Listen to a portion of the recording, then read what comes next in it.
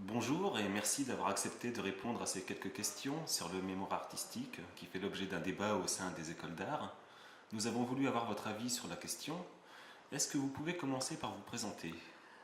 Ndio, bonjour. Ce que je viens de dire, Ndio, c'est dans la langue Wendat Huron. Je suis un Amérindien, un Indien d'Amérique, mais je suis aussi un sociologue. J'ai un doctorat en sociologie. Je suis un critique d'art, un commissaire indépendant et j'enseigne. J'ai enseigné comme ce qu'on appelle des chargés de cours dans 2 universités, mais j'enseigne aussi dans un collège auprès d'étudiants amérindiens. Donc, j'ai aussi une expérience d'enseignement. Donc, ça serait la base pour vous dire, dans le contexte du Québec, au Canada, en Amérique du Nord. Donc, je suis conscient que je parle ici en France. Par contre, ce qui m'a intéressé lorsque j'avais une première confusion entre le, la mémoire ou le mémoire, déjà c'est intéressant ça, parce que je pense qu'il y a une question, cette question qui se pose ici, elle est peut-être universelle. Universelle, qu'est-ce que ça veut dire? C'est que ça touche toute la question, si on prenait un point de vue de pédagogie ou d'enseignement, de connaissances plus larges, de la transmission. Comment se font les passages, comment on renouvelle le monde. Et un des modèles, c'est dans les écoles. Hein? Les écoles vont avec... et au Québec, il y a un système qui va des écoles primaires, ce qu'on appelle le collège, les collèges d'enseignement, les cégeps et ensuite l'université. Donc, c'est 3 moments à l'intérieur duquel il y a l'enseignement des arts, l'enseignement... et ce qu'on a vu, et pourquoi il y a un débat actuellement sur cette question du mémoire, je voudrais, moi, donner mon opinion en ouvrant justement beaucoup plus large que le milieu de l'enseignement pour comprendre que le milieu de l'enseignement, ça fait partie de la société. Et c'est dans ce contexte-là que j'ai parlé d'abord d'universel. On assiste généralement là, vers une ère de spécialisation et de fragmentation. Donner le plus bel exemple, actuellement, la jeune génération qui est à l'école, elle a pratiquement tous un téléphone intelligent. Et son horizon premier, c'est de faire un égo-portrait. Donc, tout cet accent sur le mémoire, comme fouiller dans son expérience, dans son intime, dans son moi, faudrait l'expliquer ça pour le situer par rapport à l'universel. Moi, quand j'ai étudié, j'ai fait ce qu'on appelle mes humanités, les cours classiques, la connaissance générale de civilisation, la connaissance d'un passé, la connaissance pour en arriver vers l'art et vers changer le monde. Aujourd'hui, ces spécialisations-là, c'est comme tourner vers des étudiants de plus en plus jeunes. Curieusement, avoir 20 ans aujourd'hui, c'est pas comme avoir 20 ans il y a 40 ans. La chanson dit « Quand on aime, on a toujours 20 ans ». À 20 ans, Rimbaud avait fini son œuvre. Puis maintenant, les sociologues ont observé que la maturité, l'allongement de l'adolescence, c'est jusqu'à 30 ans. Donc, on sait à peu près dans les études un peu partout dans le monde, et la France n'échappe pas à ça, c'est que tu as de quoi à dire à 40 ans. Tu commences à être mature, puis livrer quelque chose dans tous les domaines de connaissances. Donc, cette affaire du mémoire, on devrait le poser aussi par rapport à l'expérience de vie, la connaissance, et qu'est-ce que tu apprends, qu'est-ce que tu as à dire sur toi et sur le monde. Et peut-être qu'il y a là un nœud. Et après ça, comme sociologue qui vient d'Amérique, je voudrais parler de... On vient de vivre 15 ans partout sur la planète, du moins dans le monde, de 15 ans de néolibéralisme conservateur.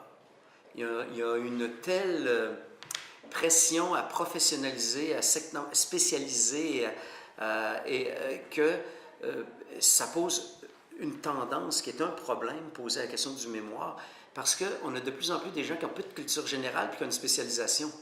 Comment veux-tu et qui, quand je dis ça, c'est que tu peux être un super programmeur, quelqu'un qui vient ici, je sais que ça va être un autre aspect, je vais en parler tout à l'heure, il y a quelqu'un qui vient ici comme programmeur, il sait faire du montage vidéo et il veut aller au cinéma, mais il ne connaît ni l'histoire de l'art, ni l'histoire du cinéma, et ni l'histoire, il ne peut pas s'inscrire comme dans une bibliothèque, et on lui demande d'écrire, il n'a même pas appris à écrire.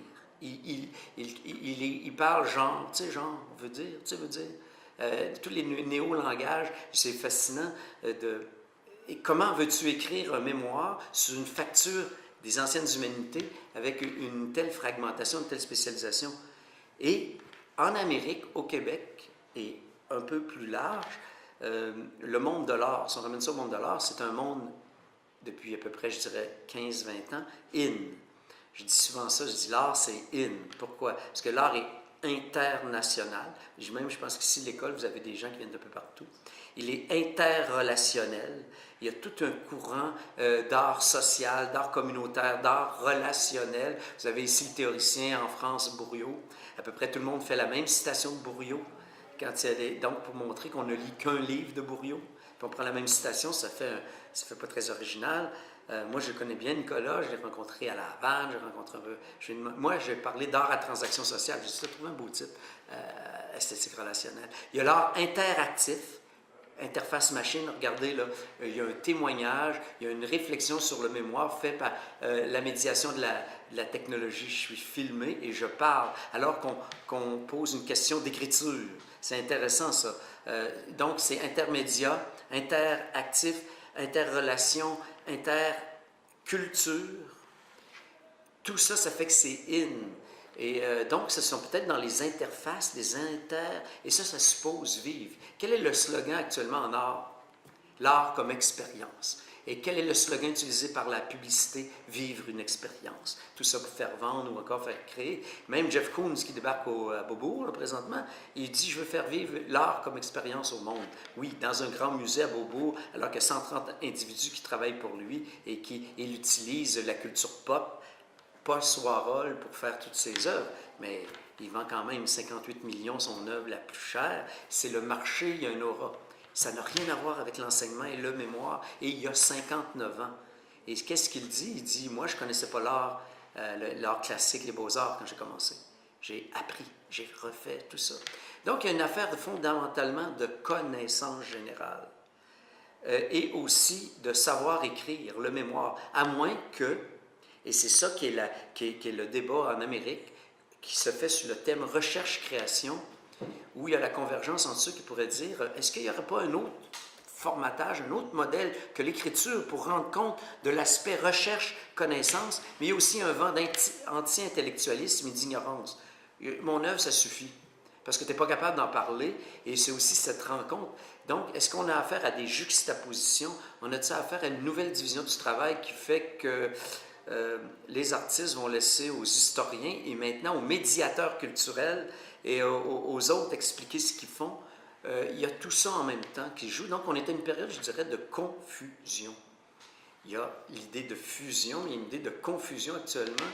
Et les jeunes qui sont à l'école, les étudiants, sont trop jeunes pour pouvoir régler ça. Et on assiste à un écart avec les professeurs qui sont trop vieux. Il faut qu'il y ait un renouvellement des enseignements. Ce qui pose une question du système de l'enseignement, les conventions collectives, et ci et ça. Et d'où, pour moi, l'importance, je plaide deux choses, les allers-retours et les in and out, pour prendre une expression anglophone, en ce sens que les allers-retours, il faut que tu saches d'où tu viens, mais il faut que tu aies une vision, où tu t'en vas. Ça vient de mon monde amérindien. Avoir une vision d'ensemble de ce que tu es et ce vers quoi. Et ça pose la question de la mémoire comme héritage. Et il a réinterprété sans cesse, mais un héritage, c'est-à-dire une connaissance qui nous a été transmise, et ça ne se fait pas nécessairement que par l'école, d'où l'idée, si on comprenait l'expérience comme étant aussi une expérience sur un plus long terme pour apprendre la connaissance, les éléments qui nourrissent ton art ou ta manière de parler de ce que tu fais. C'est le bagage, il faut arriver avec des bagages. Et après, il faut savoir le faire des exemples. Et là, que ce soit à l'école, que ce soit alentour, et peut-être que si on faisait une expérience avec tous les étudiants en art ici, qui viennent d'un peu partout, on leur disait, parle-nous de ce que tu fais devant l'écran, comme on le demande à des choses, peut-être qu'ils le feraient différemment que par l'écriture. L'écriture, c'est complexe en soi. La langue française, par exemple, est extrêmement, n'est fait que d'exceptions. C'est très difficile à écrire. Mais d'abord et avant tout, c'est avoir de quoi dire et de savoir se situer. Et il est fascinant de voir qu'entre 18 ans et 20 ans, entre 20 ans et 22 ans, il y a une telle transformation de l'individu que c'est à ces moments-là qu'on te demande où tu veux t'en aller, qu'est-ce que tu dois vivre, tout ça. Ça n'a pas de bon sens. C'est trop tôt. Probablement qu'on ne devrait pas accepter personne pour faire un mémoire ou aller à la maîtrise, comme au l'école d'art, pas avant 25 ans. C'est curieux à dire, mais ça brisera le système. Va ailleurs, va vivre, va voyager, va comprendre qui tu es et en quoi, qu'est-ce que tu as en commun avec l'humanité et en quoi c'est distinct, c'est différent. C'est pas ça qui se passe actuellement, c'est qu'il y a un monde, et va falloir être très sensible à ça, il y a un monde virtuel qui est en train de se créer, les communautés virtuelles, c'est tout seul ensemble. Que ce soit Facebook, que ce soit les nouvelles technologies. Et ça, est-ce que c'est pris en compte dans l'enseignement? C'est une bonne question. Les traductions, donc il y a, lorsque tantôt je parlais qu'il y a une période de confusion, ça peut être très, très, très positif et fertile, à condition de comprendre deux choses. Quand tu es jeune, adolescent puis jeune adulte, tu es dans un mode extraordinaire intelligence, tu es en mode résolution de tout. Sauf que tu as besoin de maîtres, d'exemples et de contact avec... Moi, je plaide pour un autre hymne, l'intergénérationnel. Les rapports entre des plus jeunes et des plus vieux, ou encore des différences, à condition qu'il y ait cette exigence. C'est impensable qu'un artiste, qu'un littéraire, qu'un poète, qu'une personne qui a une responsabilité dans la communauté, dans la vie, ne soit pas capable d'expliquer ce qu'il fait puis qu'est-ce qu'il a à dire. Sinon, ça c'est la question, je dis souvent, dans le mot esthétique, il y a le mot éthique. Puis ça veut dire aussi, on pourrait le décliner sur le mode politiquement engagé, communautairement engagé, socialement engagé, ou plastiquement engagé, ou comme artiste-chercheur sur le mode de l'intellectuel ou du scientifique. Et ça, c'était une prétention des générations précédentes, que l'art est aussi un mode de recherche en soi. Mais si l'art est un mode de recherche en soi, il doit manifester ces éléments de recherche, et non pas, mon œuvre parle d'elle-même. Peut-être, mais quand tu plaides l'ignorance, tu ne sais pas que tu fais sous Matthew Barney ou que tu ne te souviens pas qu'une femme comme Sonia Delaunay était plus folle que les jeunes aujourd'hui en faisant autant avec l'abstraction et travailler des vêtements pour un cabaret d'Ada Voltaire, faire des couvertures de livres, de faire des vêtements, de faire de la peinture, de faire de la sculpture, de faire d'immenses tableaux. Il y a une folie d'éclatement qu'on voit bien qui appartenait à une vie en commun, ce qu'on met en commun dans le monde de l'art. Et c'est là que le rôle crucial des écoles. J'étais en résidence internationale à Belfast il y a un mois, en Irlande du Nord, zone de conflit, 99 murs de paix, la tension entre les catholiques, les protestants, les royalistes, les républicains. Tu es dans un contexte ça ne peut pas créer autrement qu'une autre lecture de ce que tu fais comme artiste là. Mais en même temps, on voit que les écoles ont tendance à devenir comme des centres d'achat, des lieux de contrôle, des lieux aseptisés, des lieux... parce que tout le monde veut aller vers les écrans. Je suis allé faire une conférence à National College of Art and Design à Dublin, dans des vieilles, un peu comme ici, les anciennes écoles. Et je donnais la conférence dans une ancienne caserne de pompiers, qui est un lieu qui a de l'âme. Et alors, j'ai décidé de faire une conférence sur tea, les gens qui boivent du thé, donc. Mais j'ai fait venir des étudiants, j'ai dit, toi, tu es une chose, think. L'autre, tu es une pensée, un concept, think. L'autre, tu es tous les sens à la fois, touch, le sens, le corps. Et l'autre, try. C'était en anglais, mais ça voulait dire essai, l'essai-erreur. Si on fait une recherche-création, il devrait y avoir ces idées de progression, d'évolution et de processus, mais il ne peut pas y avoir art, il ne peut pas avoir enseignement des arts, il ne peut pas avoir un mémoire s'il n'y a pas l'effet d'auto-critique, d'auto-retour, d'ajustement, un peu comme la rétroaction, et ça, c'est un processus et je pense que les horaires, les enseignements de cours ne sont pas faits pour ça. Peut-être que ça devrait être sur 2 ans. Peut-être que des cours devraient durer 2 sessions. Peut-être qu'il devrait y avoir... Donc, l'imagination, il faut la mettre sur... c'est une vieille pensée de Mao qui avait dit « Pourquoi se rogner le pied quand on peut ajuster sa chaussure? » C'est pour ça que je parlais de tes bottes. L'idée de comment on ajuste un système d'enseignement. Et c'est là qu'il faut que même les étudiants aient de quoi à dire là-dessus. Et ces questions-là, un mot clair, responsabilité. Sinon, on entre dans la culture pop et qui fait le jeu du système, la distraction, l'amusement, l'entertainment, et la frontière entre faire de la publicité, de la promotion, des images fonctionnelles, de s'inscrire dans le système tel qu'il est ou de le changer. Ça a toujours été une question des avant-gardes, c'était une question des artistes, c'était une question d'être différent. Être artiste, c'est être différent. c'est voir des formes, c'est voir des... c'est être poète, c'est s'inscrire dans une humanité qui est celle des rythmes, des formes, des sons et des transgressions. Une des dimensions de la connaissance et de la recherche, c'est de transgresser pour arriver à autre chose. Et ça, c'est tout ça qui se pose avec le mémoire qui, lui, te demande de justifier, de conforter. Alors, moi, je plaide pour, oui, un mémoire, mais qui pourrait intégrer les formes in, les formes où, par exemple, le livre d'artiste, qui est le prolongement ou le contraire de l'œuvre, et non pas sa justification béate ou encore la juxtaposition facile, trouver l'argument d'autorité. Citer, par exemple, Simone de Beauvoir, parce que le féminisme, ou citer je suis comme Picasso, je pose pas de questions, je trouve des réponses, c'est facile. Ou encore, ici, on n'en peut plus dans cette vieille société en France de nous parler de Marcel Duchamp. On se souvient-tu que Marcel Duchamp, c'était il y a 100 ans? C'est intéressant, on est en 2014.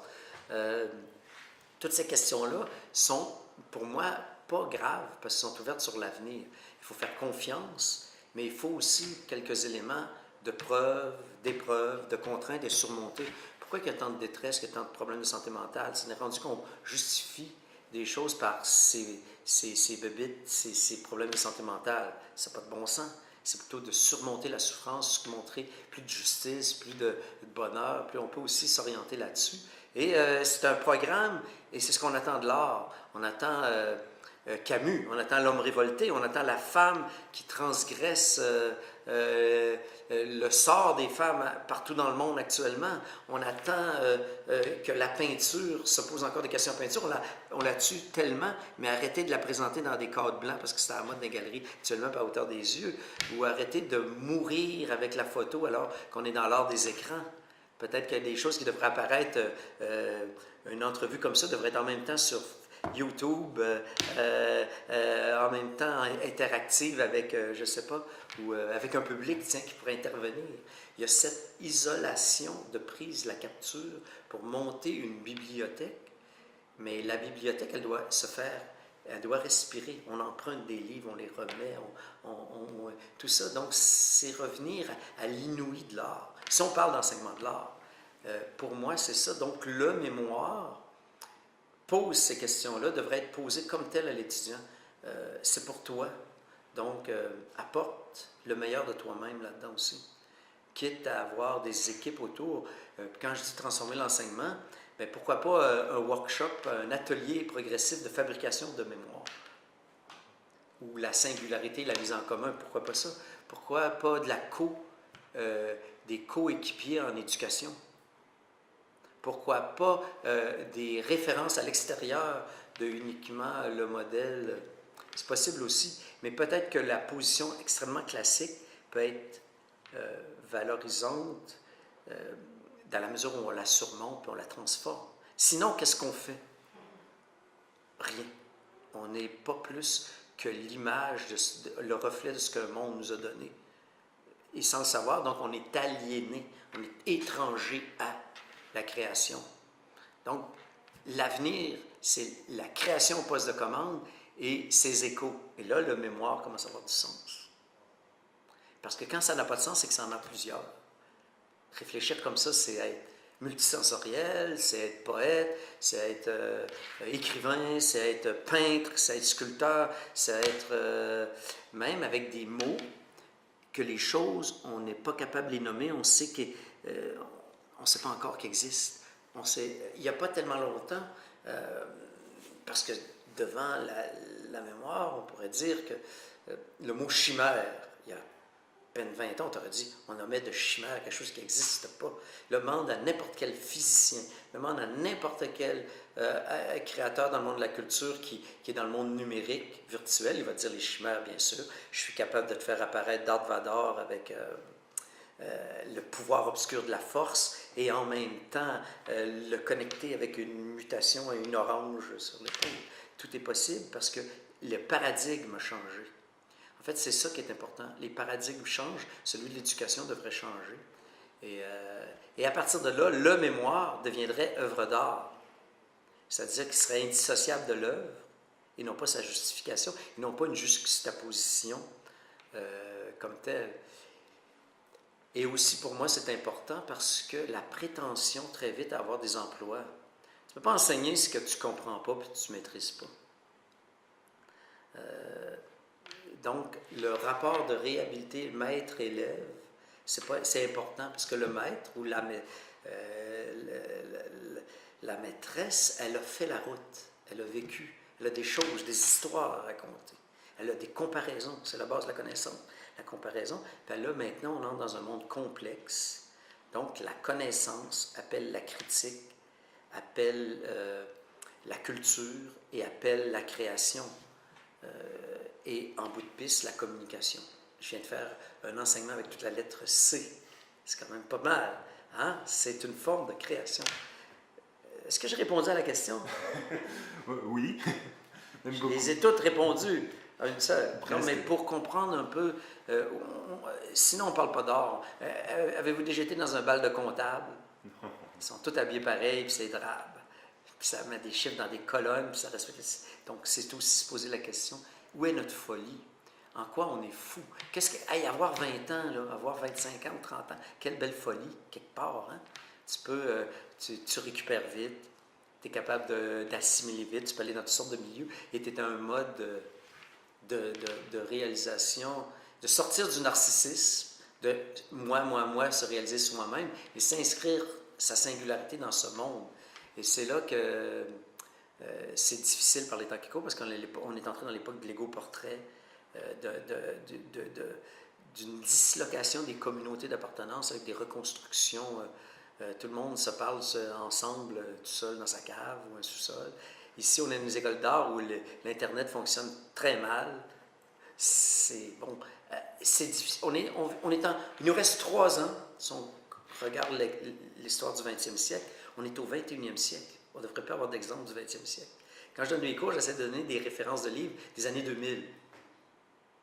Et quand je lis Nathalie Heinich, puis elle nous parle encore de Marcel Duchamp, puis des choses, des affaires, on se dit, coudon, ça nous parle d'un passé révolu où les gens n'étaient pas nés. C'est pas facile. Ce poids, cet écart. Donc, il faut trouver des manières de dynamiser l'enseignement, parce que moi, je pense que c'est la passion et l'enthousiasme que tu dois transmettre aux autres. Puis après ça, il y a quelque chose qu'aucun scientifique peut comprendre, c'est le talent. Qu'est-ce que tu veux que je fasse? Moi, j'essaie de résumer ça avec le style, avoir du style. Mais quand je dis le talent, c'est que actuellement, on l'a poussé à l'extrême, l'idée des concours, l'idée des... Je crois comprendre que la classe qui va venir, là, sont en prix, il faut qu'ils prennent un concours pour rentrer en art. T'imagines, toi, tu as 18 ans, tu as 19 ans, tu penses à tomber en amour avec la voisine, tu trouves l'autre, que tu cherches ton identité sexuelle, tu veux t'affranchir tout en aimant encore tes parents, puis tu sais pas que t'as pas les... Il y a tout un univers, on te demande tout de suite un concours, puis une compétition. On a entré les valeurs néolibérales de la société dans tout ça. Donc, où se trouve la distance critique, la distinction, comme parlait... ce sont tous ces enjeux-là. Et ces enjeux-là, ils se posent aux professeurs, comme aux étudiants. Il faut se mettre dans la balance. Moi, je ne suis pas pareil. Moi, je suis une légende vivante, c'est pas pareil. Je peux parler, j'ai le verbe, mais je sais que c'est ça qui est en jeu. Et il faut le faire comme... ce qui serait formidable, c'est que ça devienne l'enjeu commun de l'école, d'une classe, d'un groupe, comme tel. Changer le monde, c'est se changer soi-même. Et je pense que c'est ça. Et quelle chance d'être artiste. Parce que tu peux faire de ton corps ton propre matériau. Tu peux les tatous, tu comprends que le corps peut être obsolète, comme en parlait Stellark. Tu peux devenir déjà ça. Ensuite, c'est le vêtement, la parure. Ensuite, c'est les genres, les disciplines, et ci, et ça. Et c'est la possibilité de l'extension du corps, la main, le crayon, l'ordinateur, de revenir. Et là, tu rentres dans la technologie, technologos. Tu rentres dans le monde, dans l'univers. Et c'est ça qui est fascinant, qui est exceptionnel. Et là, on revient à mon idée. Le mémoire doit être in. Donc, on devrait dire le i-mémoire. plutôt que le. Encore là, c'est une espèce de domination du genre masculin à une époque où on se demande est-ce qu'il y a eu féminisme, est-ce qu'il y a eu mouvement féministe ou pas. On ne le sait plus avec la fragmentation et ce qui vient du courant anglophone des cultural studies, de ce multiculturalisme où tu dois te soumettre à toutes les formes. Bientôt, vous allez avoir des examens d'éthique invraisemblables pour faire quoi que ce soit en art. Tu n'auras plus le droit de rien faire, sous prétexte d'un blocage. Et ça, c'est nouveau. C'est nouveau. Moi, je n'adhère pas à ça. Je participe de l'idée de... Je suis venu de la contre-culture. Je participe à une certaine idée que la liberté, c'est bon, mais responsable, donc inscrite dans ce monde. Merci, je vais revenir sur certains points. Oui. Vous avez commencé en parlant du mémoire comme une mémoire. Oui. À une époque où les étudiants de 20-25 ans ont absolument tous les moyens de communication entre leurs mains, mais rien à transmettre. C'est parce qu'il y a voilà, je donne un exemple. C'est devenu un problème dans les universités, les collèges, le plagiat. Et surtout avec Wikipédia, ces choses-là. Qu'est-ce que tu veux si tu connais? Je me rappelle, il y a longtemps, il y avait des étudiants qui voulaient parler sur art et érotisme. Puis ça fait très longtemps, le professeur avait dit, écoute, il y a 2 livres là-dessus. Bon, il n'y a pas tout, il n'y a pas tant mieux. Mais ils ont copié pareil dans le livre. Cette question-là, donc, par contre, c'est la facilité, ça, c'est la paresse. Mais si tu as 25 ans ou tu as 20 ans, mais que tu t'abreuves à plusieurs sources, qu'il y a une idée qui te plaît, tu la creuses, tout ça, tu ne peux pas faire autrement que d'en rendre compte du travail que tu as fait. Donc, ce côté-là, mais c'est lorsque c'est la facilité ou le raccourci ou le... Je donne un exemple. Toutes les universités, les collèges, ça doit être la même chose ici. C'est clair que le plagiat est mis à la porte. Hein? C'est très sévère. Et il y a des règles. Par exemple, tu fais une citation, tu mets les guillemets, tu fais ta référence. Si tu ne le fais pas, je l'ai oublié. Non, c'est parce que c'est mon chum qui corrige mon texte. Ah, ben là, j'avais un problème, j'avais un rendez-vous, puis ma mère, il fallait que je prenne le... C'est ça qu'on entend, des excuses. Moi, comme professeur, je ne corrige pas des excuses. C'est ça que tandis que lorsqu'il y a le goût le plaisir, tu sais, de savoir, quelqu'un te dit, écoute, je donnais l'exemple de Sonia Delaunay tantôt. Moi, j'étais surpris de voir tout ça. J'ai dit, quelle belle folle, à son époque. Elle se permettrait, moi, j'ai décidé que mon mémoire, ce serait une robe que je crée sur l'abstraction. Une robe parce que ça participe à la performance au cabaret d'Ada, parce que j'ai rencontré Tristan Zara, puis il me dit, je fais quelque chose. C'est comme quelqu'un qui dirait, écoute, viendrais-tu nous lire ton mémoire on fait un concert audio, sonore, puis on voudrait que ça s'inscrive là-dedans, puis on va le prendre en captation, c'est ça que tu présenteras. Jamais ça serait accepté, mais là, tu as une création. Mais c'est surtout, j'en revenais à l'idée du plagiat, de la facilité. C'est pas un jugement généralisé, parce que tu as une hyper-intelligence, une chose, mais c'est de le canaliser. Tu as un travail à faire, c'est pour un cours, tu le fais. Et tu as payé en plus, je ne sais pas ici, est-ce que c'est la gratuité. De plus en plus, les frais de scolarité augmentent un peu partout. Il y a des endroits c'est gratuit et tout ça, les frais afférents. Donc, il y a comme une dynamique qu'il faut que tu trouves. Hey, si c'est tes parents qui payent, tu n'es pas responsable. Mais, puis en plus, tu dis, j'ai le droit. Puis en plus, tu dis, je te paye pour que tu me donnes mon cours. Tu sais, il est en train de s'installer quelque chose que l'anti-intellectualisme, de ne pas faire de mémoire, de ne rien faire autre que ce que je veux faire, ça ne marche pas, ça. Ça ne marche pas non plus. Donc, il faut trouver, ce que je dis toujours, une balance, un équilibre, où un et l'autre. Et quelle joie, tu comprends ça plus tard. Mais comment veux-tu dire à quelqu'un de 20 ans, 30 ans, tu vas comprendre ça à 50 ans? Voyons donc.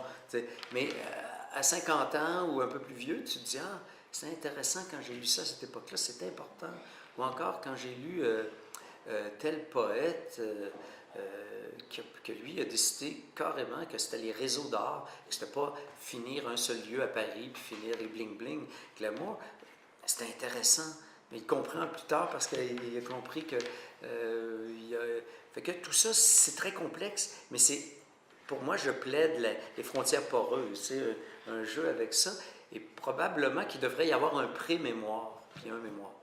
Donc, un essai, quelque chose qui fait... Puis là, quelqu'un dit, garde, là, on va le lire à haute voix avec toi. Tu sais pas, tu écris au son, tu sais pas écrire. ben peut-être tu peux aller chercher des ressources, tu peux aller t'aider, d'une part. Un autre dit, bon, ben là, c'est le fun, tu ça, mais connais-tu ça, tu pourrais mettre ça. Donc, il y a un dialogue. La pédagogie comme dialogue, je l'introduirais dans cette idée. Donc, pas le mémoire, mais un e-mémoire qui ferait appel à une complexité de...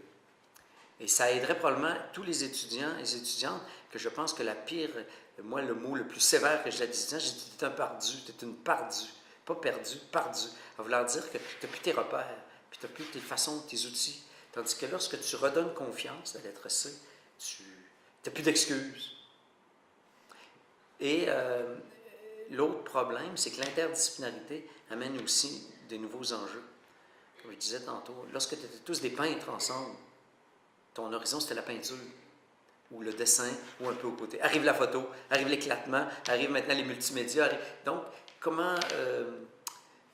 et je donne assurer quiconque a un avantage par rapport à ce que les institutions bureaucratisées exigent, l'écrit. Les gens qui ont un bagage de littérature, un bagage d'histoire, un bagage d'anthropologie, de sciences humaines, par la lecture. Ils sont familiers avec l'écrit, beaucoup plus que... Et ça pose probablement des tensions. L'architecte, aujourd'hui, il y a des logiciels qui dessinent pour toi les bâtiments. Et ce ne sont que les gros bureaux d'architectes mondiaux qui font des musées et des grandes choses qui font la création. Donc, puis on regarde comment la banalité de la reconstruction des villes, la banalité du bâti, il y aurait tellement... Il devrait être un investissement invraisemblable à changer, ne serait-ce que l'intérieur des écoles. À la limite, on oublie ça. Mais bon, pour moi, c'est ça. C'est une bataille entre... Et pourtant, moi, je viens de l'oralité, je suis un beau parleur. Donc, ça me va bien, médium comme ça. Mais écrire, c'est extrêmement difficile, ne serait-ce que de d'écrire. Et la pire des choses, c'est le réductionnisme, la peau de chagrin. Écris, ton mémoire porte sur ton œuvre, et on te demande à 20 ans ta démarche. Généralement, c'est un charabia de mots que tu ne sais même pas ce que tu veux dire, mais tu as pris un peu comme ça. Mon travail porte sur ma vie quotidienne. Je m'interroge sur l'affect et les émotions. Tu sais, on pourrait prendre toutes les choses de Débivoire, que c'est pas enraciné. Non, on va prendre une seule chose. Je bègue. Je suis un bègue. J'ai de la misère avec le langage. Mes amis sont des sourds-muets parce que je communique avec eux, un autre langage, une autre sensibilité, une autre affaire. Mes sens, on touche quelque chose. Je suis quelqu'un qui a des tatous. Parce que pour moi, c'est la peau qui est ma peinture. Tu sais, quelque chose. C'est ça. Donc, la passion, l'enthousiasme, puis ces dialogues, mais avec une grande tolérance. Je plaide pour la tolérance, puis l'éclatement, mais avec une exigence. Donc, cette affaire-là, avait 25 ans, tu peux te permettre un peu de contrainte, je pense. On arrive ici aussi dans un problème qui est propre aux mémoires, c'est comment l'évaluer et qui doit le juger. Professeur. Les professeurs. Il faut replacer la distance et la compétence et le point. Parce que quand tu écoutes, mais le professeur peut initier la critique commune, par exemple, qu'est-ce que les autres en pensent. Mais, c'est bon, c'est full, c'est mon ami, il y a là, il faut que la distance et la correction, il faut... pourquoi? Parce que tu ne dois pas introduire l'aléatoire. Si c'est tout un chacun, ce ne sera pas la même évaluation par rapport à le professeur et le professeur de tous les autres. Puis aussi, dans un dialogue, c'est que le mémoire, ça accompagne généralement, si on demande à l'étudiant de l'expliquer un peu. Tu ne te mens pas à toi-même. Il n'y a pas un âge où tu te mens. Tu ruses, tu risques, mais ça ne marche pas généralement, ça ne tient pas la route. C'est ponctuel. J'ai su m'amuser à gagner du temps. Là. Non. Donc, cette idée, quand je dis le professeur, ça peut être la fonction, mais c'est sûr qu'il y a une distance. C'est l'aîné, c'est le maître, c'est celui qui a fait un peu la route, parce que, coudonc, mais il peut arriver quelque chose de fabuleusement nouveau, que là, tu fais appel à d'autres. Coudonc, l'autre, il écrit avec le feu, puis il met des incendies partout. Qu'est-ce qu'on fait? C'est un pyromane ou c'est un artiste du feu? Non, mais je donne un exemple complètement... Mais si c'est contrôlé en laboratoire, il y a des endroits, des architectures. À Québec, il y a un endroit, la caserne, avec le théâtre interdisciplinaire de Robert Lepage. Tu peux mettre le feu dans la caserne. C'est fait pour ça. Donc là, c'est les moyens techniques, c'est les... donc, ouais, celui qui évalue, ça peut pas, puis parce que s'auto-évaluer... Mais l'enseignant accompagne le travail d'écriture du mémoire. Donc en l'évaluant, lui aussi s'auto-évalue dans une certaine mesure. Non, parce que le professeur, c'est un emploi, c'est une tâche. Il va s'évaluer dans son enseignement, mais il peut être aussi artiste, il peut être autre chose. Il ne s'auto-évalue pas, il fait son travail. C'est la distinction entre professionnel. Et là, ça pose une difficulté. Je l'avoue, comme moi, comme critique d'art, j'écris sur les autres. Je donne mon point de vue. Et je suis un commissaire qui écrit des expositions, j'ai fait des conférences performantes. Jusqu'à maintenant, je n'ai pas écrit sur moi. Qu'est-ce que je ferais si j'écrivais sur moi? Bien, c'est sûr qu'on est entré, et pour toujours, dans l'ère de l'autopromotion. Facebook n'est que de l'autopromotion. Le mémoire devient comme une autopromotion, et la finalité de l'art, c'est de devenir que de l'autopromotion. Ça en est rendu que tes activités, ce qu'on appelle le processus pour vendre, promouvoir, tout ça, c'est pris le dessus sur l'œuvre. Donc, c'est une difficulté là aussi. Donc, je défends le sens critique, au sens de... Et quand tu t'évalues un étudiant, tu ne t'auto-évalues pas. Tu t'évalues l'étudiant, tu évalues le travail. Ça, c'est le côté de la distance objective, de faire la part des choses. D'avoir travaillé avec l'étudiant, tout ça, c'est de lui avoir donné des conseils. Ça, il ne les a pas suivis, ou il les a suivis, ou il dépasse. Ça, c'est bon. Donc là, je pense qu'il y a l'auto-évaluation du professeur. Non, il va être évalué par le taux de satisfaction et de réussite des étudiants. Et après ça... mais ça dépend des systèmes. Parce que quelqu'un va dire, qui évalue le professeur? Mais tu as des professeurs qui peuvent être complètement détestés de tous les étudiants, mais ils vont faire des super bons artistes, par exemple. Puis tu vas avoir d'autres qui vont super amis parce qu'ils cherchent à séduire les filles ou les gars, ou aussi ça, puis finalement elle est friendly. C'est mon ami, I like. La différence entre I like puis le jugement, c'est deux choses. Hein? Là, c'est rendu sur Facebook, I like, partager, publier. Bien, c'est la même chose qui est en train de s'entrer dans les manières de penser. Et c'est ce qu'on voudrait. C'est ce que voudraient les étudiants. La facilité. Étrange, mais pas tous, mais plusieurs. Alors que, quelle chance inouïe de pouvoir avoir une communauté, une occasion d'être libre et de pousser plus loin l'idée vraiment de recherche. Mais quelqu'un qui ne connaît pas la science, comment peut-il parler de recherche? Ou quelqu'un qui ne connaît pas la religion ou la spiritualité, comment peut-il parler de quête? Quelqu'un qui ne connaît pas d'autres univers qui sont des modes de connaissance, d'inscription au monde, comment peux-tu te distinguer puis dire l'art est un mode de recherche? Il faut que tu sois capable de répondre à ça. Donc, on a la chance d'être Homo sapiens, qui a 60 000 ans d'histoire. C'est fascinant. Puis ça a eu cette capacité, la capacité d'Homo sapiens, c'est de mettre en dehors de lui-même, dans des institutions pérennes, cette mémoire. C'est fascinant. Et tu peux aller puiser dedans puis voir des exemples, des ci, des ça. Et ça ne peut qu'être rassurant que de rien du tout. Rien du tout. Et de se poser la question, est-ce que tout n'est que délire du cerveau? Encore là, que sait-on de l'hallucination? Comment fonctionne le cerveau? Est-ce qu'il y a un vrai réel? Là, c'est intéressant, le travail d'artistes actuellement qui joue sur uniquement le monde virtuel, puis le monde du cinéma, puis le monde... c'est quoi, là? C'est une réalité, c'est une science-fiction. Fait qu'il y a tout ça. Et ce qui me semble fabuleux, le pluralisme. Ce qui est difficile, c'est qu'un professeur peut tout savoir. Donc là, j'en appelle à ces idées, peut-être des réservoirs, des équipes, mais ça, c'est une histoire. Ouais, c'est dans ce sens-là que je dis les mémoires et le mémoire. Et le mémoire, c'est pas une carte de visite, c'est pas une carte d'affaires. C'est une autre affaire, ça, l'autopromotion. Là. Il y a comme, ce serait plutôt... moi, j'en appelle à l'universel pour dire comment je m'inscris dedans. Et pas justifier, ouais, c'est ce que j'ai fait, ça devient finalement, ça peut devenir banal ou presque insignifiant. Alors que ce qu'on veut du mémoire, c'est que ce serait l'expressivité symbolique signifiante. Et donc, tu es content, toi. Le rôle de professeur, c'est d'accompagner ça. L'autre, tu dis, ah ouais, c'est pas pire, trouver de quoi, là, ça me va, ou j'aime ça. C'est toute la différence que de prendre une citation, ça me plaît, on dirait que ça me dit. je suis un chat. Puis là, tu cites, je sais pas,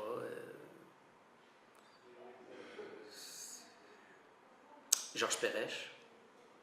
Puis là, tu penses que, ah là, je suis un plasticien, je suis un art plastique, puis c'est l'objet. Non, non, non, non. Qu'est-ce que ça signifie être félin? Bonne question.